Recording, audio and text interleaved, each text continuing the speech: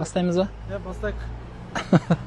Ассалаумағалейкум. Біз дәл қазір Шымкент қаласындағы Шымкент медресе колледжі қыздар бөлімінде тұрмыз. Алла қаласа, бұл жерде қыздардың жаңа 350 қызға арналған жаңа корпус салынуда. Біз бұл жұмысты жүріңіздер 10 күннен асты бастағанымызға. Бұның енді ұзындығы 42-де 15, жалпы 4 қабаттан тұратын болады, Алла қаласа. 350 қызға арналған. Бұл енді бұрында, бұл медресенің жұмыс істеп жатқанына жалпы 20 жылдың үстінде уақыт болды ғой.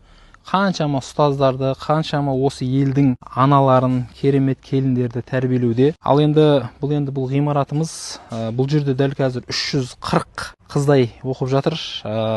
Бірақ енді ғимарат көнерген, сондықтан да жаңа ғимарат салуды ел болып, иншалла осылай қолға алдық. Біз енді қазір қазып, мына жердің бәрін трамбовкасын жасап, қазір енді 2 қабатты арматураласын жасап жатырмыз. Мынау Алла қаласа современный стильде керемет лифт болады, иншалла. Одан кейін Алла қаласа 50 сантиметр бетонын құйып, ары қарай подвалынан шығып кетеміз, иншалла.